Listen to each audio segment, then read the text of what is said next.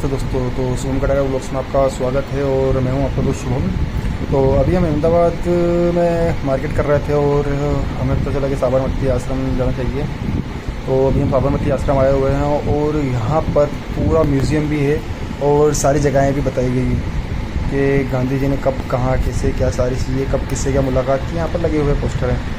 और नॉर्मली जहाँ से स्टार्ट होता है तो यहाँ जैसे ही आप इंटर होंगे आपको इस प्रकार की जो गांधी जी कब कितने साल के थे और उन्होंने क्या करा था, तो ये सारी चीज़ें यहाँ पर आपको रिटर्न हुई है। कब किससे मुलाकात हुई इनकी, कैसे करके इन्होंने साबरमती आश्रम का स्टार्ट किया और कैसे करके सारी चीज़ें आगे बढ़ी, उस तरीके का। ये वही चरखा रखा हुआ गया है यहाँ पर, जो बताया गया है कि यहाँ पर चरखे का ही पूरा काम है। इस प्रकार इनका पूरा जीवन कथा जो आपने पढ़ी होगी, जैसे हमने भी पढ़ी थी 10वीं में सहायक वाचन में, यह सब फॉरेन से आए हुए हैं।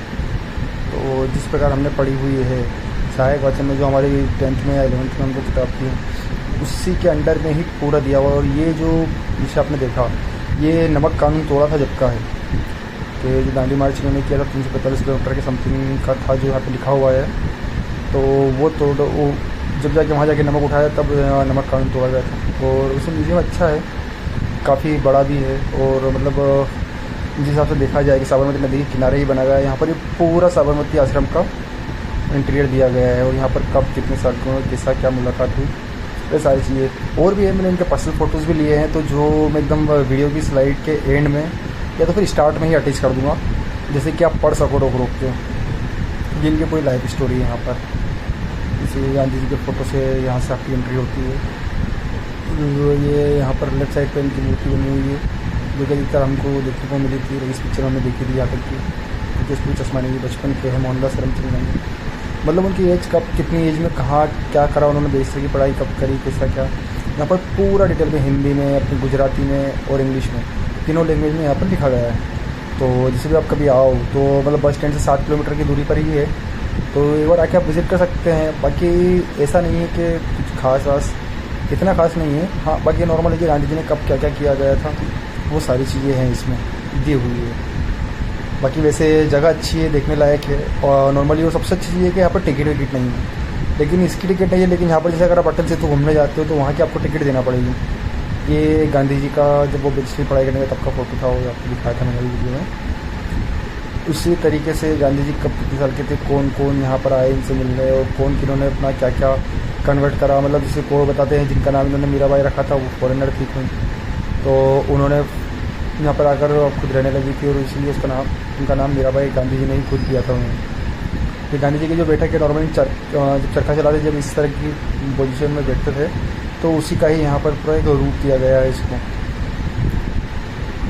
बाकी सारी जैसे आपको कुछ खाने वाने की चीज़ें आपको मिलेगी नहीं। बाकी नॉर्मली ये जो बुक लगी हुई थी, ये गांधी जी की हेड राइटिंग है।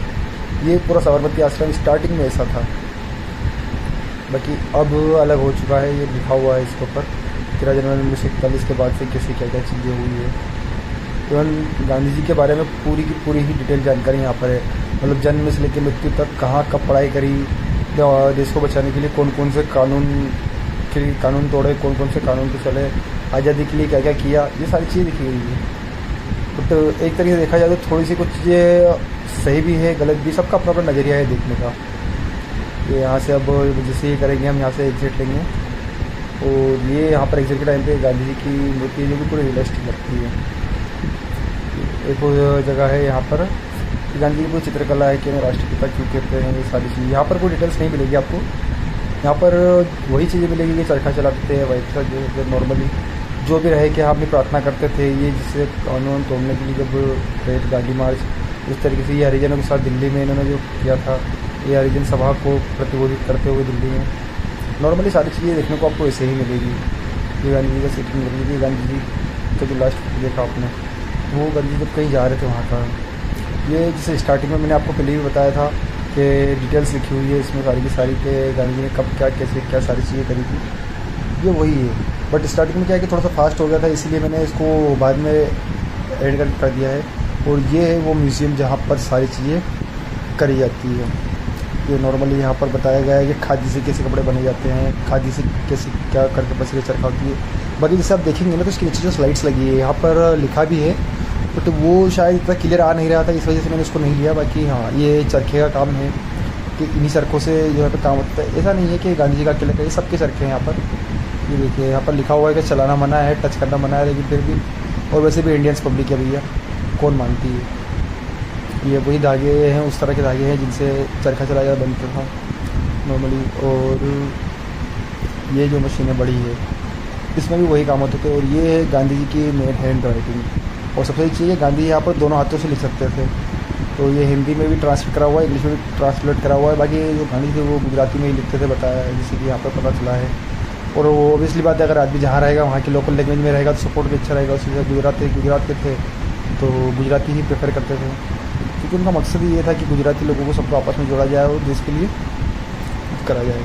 अभी हम यहाँ से बाहर निकलेंगे और फिर आगे हम चलेंगे जहाँ पर गांधी जी रहते थे, उनकी वाइफ रहती थी, जो उनका घर बना हुआ है उस तरीके से। बाकी चरखे वरखे का काम व्यवस्थित है यहाँ पर रखा हुआ है, मतलब जिस तरीके से रखना चाहिए कि हाँ म्यूज़ियम टाइप का है, पूरा म्यूज़ियम टाइप का, या म्यूज़ियम ही एक तरीके से, बट अच्छा है कि ये है। और ये साबरमती नदी है जो जस्ट मतलब यहीं पर ही गंदी है, बाकी दूसरी जगह नहीं है। आगे जैसे आप जाते हो तो अपने टावर, ट्विन टावर बने हुए हैं, तक्षशिला और एक इंस्टीट्यूट बना हुआ है, वहाँ पर पूरा किला है। ये है जो गांधी जी का मेन घर था जहाँ पर गांधी जी रहते थे। तो अभी हम चलेंगे अंदर और बताएंगे किस क्या चीज़ें होती है। और यहाँ पर ये चरखा रखा हुआ है दिखाने के लिए लोगों को, फ़ोटो वोटो खींचने के लिए। तो नॉर्मली लोग चलाते हैं, फ़ोटो खिंचवा लेते हैं। और ये यहाँ पर ये सामान रखा हुआ है गांधी जी का, जो वो चीज़ें रिटर्न में लिखा पढ़ी करते थे और किस किस प्रकार की क्या क्या चीज़ें करते थे। अभी देखते हैं, यहाँ पर अंकल खड़े हुए हैं, अभी थोड़ा सा हमें जगह मिल जाए तो हम कुछ करते हैं। ये वो दांडी है जो, ये देखिए पूरा सामान रखा हुआ है। अब पता नहीं शुरू में 3 चीज़ों को क्या बोलते हैं, अब इसको बोलते हैं रेड पेन। ये है चाकू सब्ज़ी काटने का, कागज़ काटने का चाकू, लकड़ी का चम्मच, ये जर्मन सिल्वर, और ये गांधी जी की चप्पल, ये उनका चश्मा है। लग रहा है ये प्लेट जिसमें वो खाना खाते थे।